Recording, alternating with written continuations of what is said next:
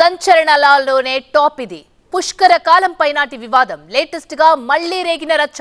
వైఎస్ఆర్ మరణించిన ఆయన పేరు మాత్రం అడపాదడపా వినిపిస్తూనే ఉంది. కానీ ఇప్పుడు స్వయంగా కూతురే ఆయన పేరిట సంచలన వ్యాఖ్యలు చేయడం, అన్నను ఇరికించాలనే ప్రయత్నంలో వివాదాల తట్టెను కలిపినట్టు హాట్ టాపిక్ గా మారింది.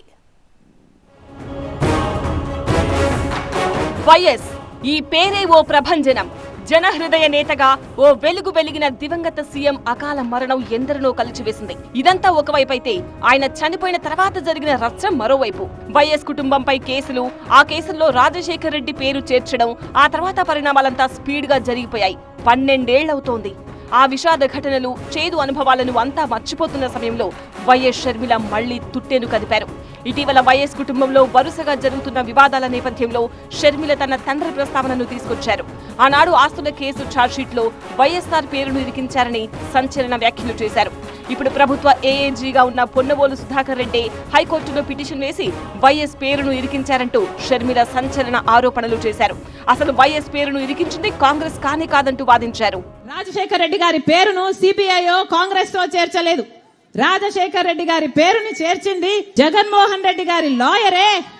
రాజశేఖర్ రెడ్డి గారి పేరు నిజానికి సిబిఐలో లేకపోతే జగన్మోహన్ రెడ్డి గారు ఈ కేసులో నుంచి బయటపడడం చాలా కష్టము అని తెలిసి, రాజశేఖర్ రెడ్డి గారి పేరు ఉండకపోతే జగన్మోహన్ రెడ్డి గారు ఈ కేసులలో నుంచి ఎప్పుడు బయటపడ్డు అని రాజశేఖర్ రెడ్డి గారిని పేరును స్వయంగా జగన్మోహన్ రెడ్డి గారి లాయరే, సుధాకర్ రెడ్డి అనే లాయరే రాజశేఖర్ రెడ్డి గారిని చేర్చమని హైకోర్టులో, సుప్రీంకోర్టులో పిటిషన్ వేసి మరీ చేర్పించారు. షర్మిల వివాదాస్పద వ్యాఖ్యలకు ఘాటుగానే స్పందించారు పొన్నవోలు సుధాకర్ రెడ్డి. రాజకీయ లబ్ధి కోసం వైఎస్ షర్మిల పచ్చి అబద్ధాలాడుతున్నారంటూ మండిపడ్డారు. వైఎస్ఆర్ పై ఆరోపణలు చేస్తూ కోర్టుకు కాంగ్రెస్ ఎమ్మెల్యే శంకర్ రావే లేఖ రాశారని, దానిపై హైకోర్టు విచారణకు ఆదేశించిందన్నారు పొన్నవోలు.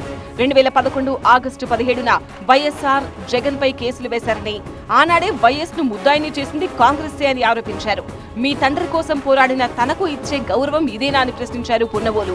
నేను రాజశేఖర రెడ్డి గారు చేయడం తప్పని నేను కేసు వేస్తే మీరు దాన్ని ట్విస్ట్ చేసి చెప్పి రాజశేఖర రెడ్డి గారి మీద, జగన్మోహన్ రెడ్డి గారి మీద అన్యాయమైన కేసు పెట్టారు, ఇది అక్రమము అని ఒక మనిషిగా స్పందించాను, ఒక అడ్వకేట్గా స్పందించాను, ఎంతో కొంత క్రిమినల్ లా తెలిసిన వ్యక్తిగా స్పందించాను. ఇదే నేను చేసిన పాపమా?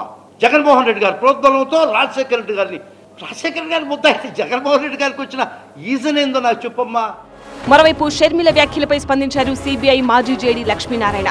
పిటిషన్ ఆధారంగా ఛార్జ్షీట్లో పేర్లు చేర్చడం, తొలగించడం జరగదని స్పష్టంగా చెప్పారు. కేసు విచారణ ఆధారంగానే సిబిఐ ఛార్జ్షీట్లో పేర్లుంటాయని, ఛార్జ్షీట్లో వైఎస్ పేరు పెట్టాలని ఎవరూ పిటిషన్ ఇవ్వలేదన్నారు వివి లక్ష్మీనారాయణ.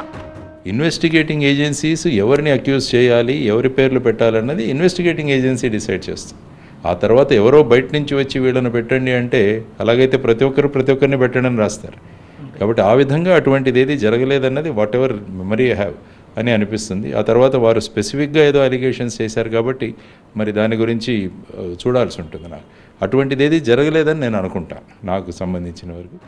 ఏపీలో జరుగుతున్న రాజకీయ క్రీడలో దివంగత నేతల పేర్లు రావడం సాధారణమైపోయింది.